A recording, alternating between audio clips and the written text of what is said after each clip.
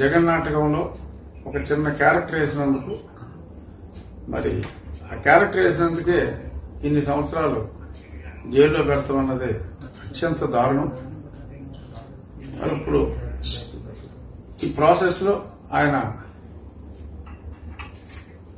Degree కూడా complete చేసుకున్నాడు ఆ జైల్లో. కోడికత్తి శ్రీను, అతని పేరే కోడికత్తి శ్రీను అయిపోయింది. యాక్చువల్గా కోడికత్తి జగన్ అని పిలవాల్సింది, ఇతనేమో ముఖ్యమంత్రి అయిపోయాడు, అతనేమో కోడికత్తి శ్రీనుగా మిగిలిపోయాడు. ఏదేమైనా ఇన్ని సంవత్సరాల తర్వాత మరి అతనికి బెయిల్ రావటం అనేది ఇంత లేట్ అవడం దురదృష్టం. కనీసం ఇప్పటికైనా మరి బెయిల్ రాకుండా ఎన్ని ప్రయత్నాలు చేయాలని చెప్పి ఒక ముఖ్యమంత్రి స్థాయి వ్యక్తి ఆపాలని చూసినా, కోర్టుకు రాకుండా సాగదీయాలని చూసినప్పటికీ కూడా న్యాయస్థానాల మీద ప్రజలకున్న గౌరవం మరింత ఇనుబడింపజేసే విధంగా అవతలవాడు ముఖ్యమంత్రి స్థాయి వాడైనా న్యాయాన్ని డిలే చేయగలరు కానీ న్యాయాన్ని డినై చేయలేరు అనే ఒక వాస్తవాన్ని ప్రజలకు ఇవాళ తెలియవచ్చింది. ఈరోజు ఉదయం ఒక పక్క ఢిల్లీలో కూడా మరి ఎస్సీ ఎస్టీ మైనారిటీ సంఘానికి సంబంధించిన నాయకులందరూ కూడా అక్కడ ఆంధ్రభవన్లో వారి తీవ్ర నిరసన వ్యక్తం చేస్తున్నారు. ఇదే సమయంలో మరి ఈరోజే ఈ తీర్పు కూడా రావటం చాలా సంతోషించదగ్గ అంశం.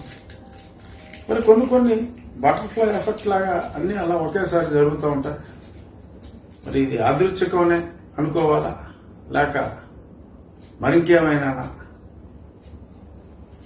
ఒక పక్క ఎన్డీఏలోని పాత మిత్రులందరినీ కలుపుకునే ప్రయత్నంలో నిన్న మొన్నటి దాకా దారుణంగా తెచ్చి మళ్ళీ నిన్ను నేను పిలిచి క్వశ్చనే లేదని, చచ్చా మళ్ళీ నీ దగ్గరికి వచ్చే ప్రశ్నే లేదని మాట్లాడుకున్న Nitish Kumar party and Bharatiya Janata party కూడా కలిసి ఒక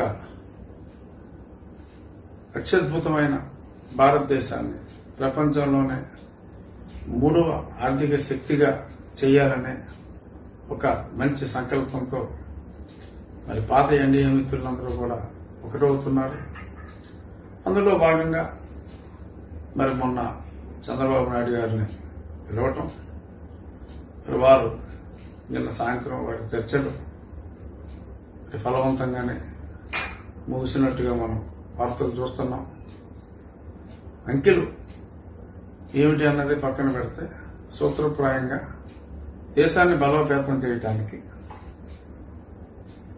కలిసి పనిచేయడానికి సూత్రప్రాయంగా అంగీకరించినట్టుగా మనం అన్ని ఛానల్స్ లో చూస్తున్నాం.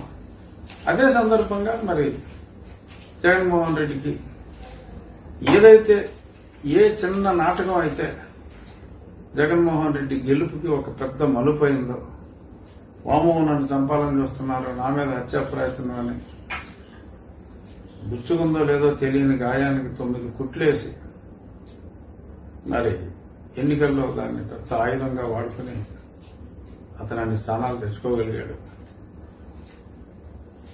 ఇప్పుడు అతనికి బెయిల్ వచ్చింది. రేపు పొద్దున్న ఎంత కేసు గురించి మాట్లాడొద్దన్నా మరి అతని ప్రాణాలను కూడా జాగ్రత్తగా కాపాడుకోవాలి. కొన్ని నిజాలు కొందరు తెలుసుకొని ఆ కొందరి ద్వారా అందరికీ కూడా ఆ నిజం తెలిసే అవకాశం ఉంటుంది. అటువంటి సాక్షికి ఇప్పుడు బెయిల్ రావటం యాదృచ్ఛికమా? ఈ మీటింగ్ అయిన వెంటనే రావటం, మరి ఆ బెయిల్ వచ్చిన వెంటనే సడన్ గా మరి నీలి ఛానల్స్ లో, ఇప్పుడే చూసా నీలి ఛానల్స్ లో ముఖ్యమంత్రి ఎడుగూరు సందింటి జగన్మోహన్ రెడ్డి ఇలియాస్ కోడికత్తి ద్వారా అద్భుత విజయాన్ని సాధించిన జగన్మోహన్ రెడ్డి ఈ బెయిల్ వచ్చిన వెంటనే ఢిల్లీకి రావడంలో ఆంతర్యం ఏమిటి? లింక్ ఉంటుందంటారా? కోడికత్తి బెయిల్కి దీనికి ఈ ఢిల్లీ పర్యటన అంటే అదే క్షణంలో ఎలా జరిగిందండి. అదే క్షణంలో ఇది ఇలా వచ్చింది, ఆయన ఇక్కడికి వస్తానంటున్నాడు.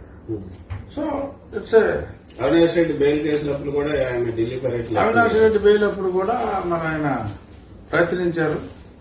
మామూలుగా అయితే బెయిల్ రద్దు అంటే ఇచ్చిన బెయిల్ ని ఆ పిటిషన్ ని రద్దు చేయడం పెద్ద శ్రమేం కాదు. కానీ పిటిషన్ ని రద్దు చేయకుండా అప్పుడు కూడా సీడీ మొత్తం 60 వాల్యూమ్స్ ఉన్నాయని చెప్పి సిబిఐ వాళ్ళు చెప్తే 60 వాల్యూమ్స్ అంటే అన్ని కాగితాలు సీల్డ్ కవర్లో మీ వల్ల కాదు కాబట్టి ఒక సీడీలో పెట్టేసి అది మాకు ఇచ్చేయండి అని చెప్పి కూడా చెప్పారు.